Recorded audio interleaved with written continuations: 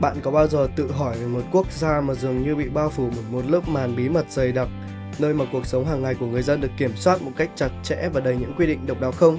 Đó chính là Triều Tiên, hay còn gọi là Cộng hòa Dân chủ Nhân dân Triều Tiên, một đất nước nằm ở bán đảo Triều Tiên với lịch sử và văn hóa riêng biệt. Hôm nay, trên kênh Dương Discovery, chúng ta hãy cùng nhau khám phá sâu hơn về 7 sự thật thú vị và đôi khi sẽ khiến bạn ngạc nhiên hơn về quốc gia này. Những sự thật này không chỉ phản ánh lối sống mà còn cho thấy sự khác biệt rõ rệt với phần còn lại của thế giới. Hãy cùng tôi tìm hiểu từng chi tiết một cách kỹ lưỡng và nhớ rằng tất cả những điều trên đều dựa trên những thông tin đã được kiểm chứng. Bắt đầu thôi nào! Sự thật số 1. Tòa nhà cao nhất là một khách sạn bị bỏ hoang. Hãy tưởng tượng bạn đang dạo bước qua thủ đô Bình Nhưỡng và đột nhiên có một tòa tháp khổng lồ hiện ra trước mắt, cao vút lên tận trời xanh với hình dáng kim tự tháp lạ lẫm. Đó chính là Ryong Hotel, một công trình kiến trúc được thiết kế để trở thành biểu tượng của sự thịnh vượng và sức mạnh công nghiệp xã hội chủ nghĩa. Xây dựng bắt đầu từ năm 1987 dưới sự lãnh đạo của chính phủ, với kế hoạch ban đầu là hoàn thành năm 1989 để chào mừng sinh nhật lần thứ 80 của lãnh tụ Kim Ji-sung. Tuy nhiên, do gặp phải vô vàn khó khăn như thiếu hụt kinh phí trầm trọng, vấn đề kỹ thuật phức tạp và cả những lệnh cấm vận quốc tế, tòa nhà này đã bị bỏ hoang suốt hàng thập kỷ dài đằng đẵng. Với chiều cao lên đến 330m và 105 tầng, nó được mệnh danh là khách sạn ma hoặc là tòa nhà bị nguyền rủa, vì dù đã được lắp kính bên ngoài vào năm 2011 và có một số nỗ lực để tái khởi động, nhưng đến nay nội thất bên trong vẫn chưa được hoàn thiện và chưa từng được đón một vị khách nào. Sự tồn tại của nó không chỉ chứng minh cho những tham vọng lớn lao mà còn phản ánh những thách thức về kinh tế mà Triều Tiên đã phải đối mặt trong bối cảnh cô lập quốc tế. Sự thật số 2. Công dân chỉ được chọn từ những danh sách kiểu tóc được phê duyệt. Bây giờ, hãy nói về một khía cạnh thú vị trong cuộc sống hàng ngày của người dân Triều Tiên, đó là quy định về kiểu tóc, một thứ mà ở nhiều quốc gia khác chúng ta được coi là biểu hiện của sự tự do cá nhân và phong cách riêng biệt.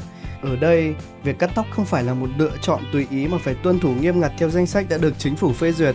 Cụ thể, phụ nữ có thể chọn từ 18 kiểu tóc khác nhau, thường là những kiểu ngắn gọn, gọn gàng và phù hợp với hình ảnh của người phụ nữ xã hội chủ nghĩa, trong khi đàn ông chỉ được phép chọn từ 10 kiểu, với yêu cầu tóc không được quá dài hay là quá rối.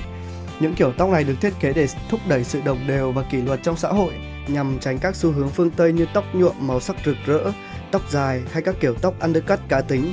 Thậm chí có những chiến dịch tuyên truyền khuyến khích người dân chọn kiểu tóc giống như lãnh đạo, chẳng hạn như kiểu tóc của vị lãnh đạo Kim Jong-un. Nếu ai đó vi phạm, họ có thể bị nhắc nhở công khai hoặc thậm chí bị phạt, vì điều này được coi là một phần để duy trì trật tự và bản sắc dân tộc. Sự thật này khiến chúng ta phải suy ngẫm về sự khác biệt văn hóa, nơi mà ngay cả mái tóc cũng trở thành biểu tượng của sự kiểm soát tập thể. Sự thật số 3. Truy cập Internet cực kỳ hạn chế.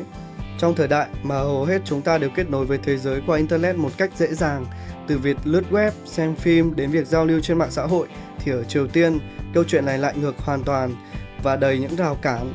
Chỉ một phần rất nhỏ dân số, chủ yếu là các quan chức cấp cao, nhà khoa học hoặc là những người làm việc trong lĩnh vực công nghệ đặc biệt mới được phép tiếp cận Internet toàn cầu một cách rất là hạn chế. Đối với đa số người dân, họ chỉ có thể sử dụng một mạng nội bộ gọi là Kwangmyo, nghĩa là ánh sáng, một hệ thống Internet được chính phủ xây dựng và kiểm soát chặt chẽ. Mạng này chứa đựng những nội dung được chọn lọc kỹ lưỡng như tin tức nhà nước, tài liệu giáo dục, sách điện tử và một số trò chơi đơn giản, nhưng hoàn toàn không có kết nối với thế giới bên ngoài để tránh sự ảnh hưởng từ thông tin phản động. Việc sở hữu thiết bị kết nối Internet trái phép có thể dẫn đến hậu quả nghiêm trọng, thậm chí là tù tội. Điều này khiến Triều Tiên trở thành một trong những quốc gia kết nối ít nhất với thế giới. Việc tỷ lệ sử dụng Internet toàn cầu chỉ khoảng dưới 1% dân số, và nó phản ánh những chính sách cô lập nhằm bảo vệ ý thức của quốc gia khỏi tác động ngoại lai. Sự thật số 4. Đây là một trong những quốc gia cô lập nhất thế giới. Tiếp nối từ sự thật về Internet, chúng ta không thể không nhắc đến việc Triều Tiên là một trong những quốc gia cô lập nhất hành tinh, với chính sách tự lực cánh sinh, được gọi là kim chỉ nam cho mọi hoạt động. Điều này có nghĩa là đất nước Triều Tiên hạn chế tối đa giao lưu kinh tế, văn hóa và chính trị với thế giới bên ngoài, trừ một số đối tác thân cận như Trung Quốc hay Nga. Du lịch nước ngoài cũng bị kiểm soát nghiêm ngặt, chỉ dành cho một số ít những người đặc biệt và phải có sự cho phép từ chính phủ.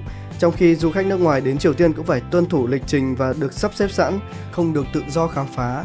Hầu hết những thông tin từ bên ngoài đều bị lọc qua các kênh truyền thông của nhà nước, nơi mà mọi thông tin đều được chính phủ sửa để phù hợp với quan điểm chính thức.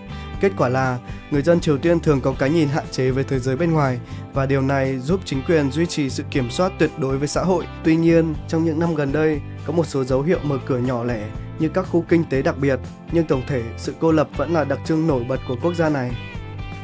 Sự thật số 5, quân đội lớn thứ tư thế giới.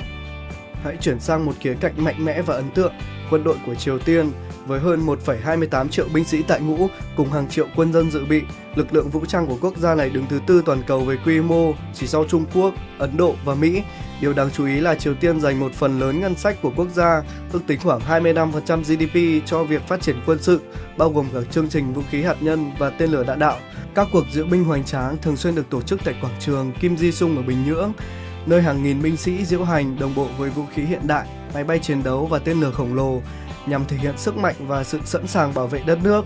Quân đội không chỉ đóng vai trò phòng thủ mà còn tham gia vào phong trào hoạt động dân sự như xây dựng cơ sở hạ tầng hay hỗ trợ nông nghiệp. Sự ưu tiên này xuất phát từ chính sách Songun ưu tiên quân sự được áp dụng từ những năm 1990, giúp duy trì sự ổn định nội bộ trong bối cảnh kinh tế khó khăn và các mối đe dọa từ bên ngoài. Sự thật số 6, người dân làm việc 7 ngày một tuần. Bạn có tưởng tượng được một lịch trình làm việc mà gần như không có ngày nghỉ cuối tuần không? Ở Triều Tiên, người dân thường làm việc 7 ngày một tuần, với chỉ 1 hoặc 2 ngày nghỉ trong tháng dành cho các hoạt động cộng đồng, học tập chính trị hoặc các sự kiện lễ hội do nhà nước tổ chức. Lịch làm việc tiêu chuẩn bắt đầu từ sáng sớm, thường từ 7-8 giờ sáng đến chiều muộn và bao gồm cả lao động chân tay ở nông thôn lẫn công việc văn phòng ở thành thị. Điều này phản ánh triết lý lao động không ngừng nghỉ, nơi mà sự cống hiến cho tập thể được coi là giá trị cao nhất. Tuy nhiên, trong những ngày nghỉ hiếm hoi, người dân có thể tham gia các hoạt động như học tập chính trị, dọn dẹp cộng đồng hoặc các hoạt động giải trí được kiểm soát như xem phim tuyên truyền. Mặc dù nghe có vẻ khắc nghiệt, nhưng đối với nhiều người dân, đây là một phần trong cuộc sống quen thuộc, giúp họ duy trì sự đoàn kết và hiệu quả sản xuất trong bối cảnh tài nguyên hạn chế. Sự thật số 7, hệ thống còi báo thức toàn quốc. Và cuối cùng, một sự thật thú vị về nhịp sống hàng ngày. Mỗi buổi sáng ở thủ đô Bình Nhưỡng và nhiều thành phố lớn khác, một hệ thống còi báo thức khổng lồ vang lên ở khắp nơi để đánh thức toàn bộ cư dân dậy làm việc. Âm thanh này thường bắt đầu từ lúc khoảng 6 giờ sáng, với tiếng còi kéo dài và lặp lại, đảm bảo rằng không ai có thể ngủ nướng.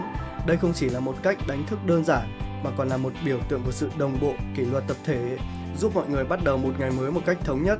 Hệ thống này được lắp đặt rộng rãi, từ loa công cộng đến các thiết bị ở khu dân cư, và đôi khi còn kèm theo các thông báo tuyên truyền hoặc nhạc cách mạng để khích lệ tinh thần. Trong khi ở nhiều quốc gia khác, chúng ta thường dùng đồng hồ báo thức cá nhân, thì ở Triều Tiên, điều này trở thành một phần của văn hóa cộng đồng, nhấn mạnh sự gắn kết của xã hội. Vậy là chúng ta đã cùng nhau khám phá 7 sự thật thú vị về đất nước Triều Tiên, một nơi đầy những bí ẩn, quy định độc đáo và sức mạnh nội tại khiến thế giới phải chú ý. Từ những tòa nhà bị bỏ hoang đến cuộc sống hàng ngày được kiểm soát chặt chẽ, tất cả đều góp phần vẽ nên một bức tranh về một quốc gia đặc biệt. Nếu bạn thấy video này hay và muốn biết thêm nhiều thông tin thú vị về các quốc gia khác trên thế giới, hãy like, share và đừng quên subscribe cho kênh Dương Discovery ngay hôm nay nhé. Chúng tôi sẽ tiếp tục mang đến những nội dung chất lượng giúp bạn mở mang tầm nhìn.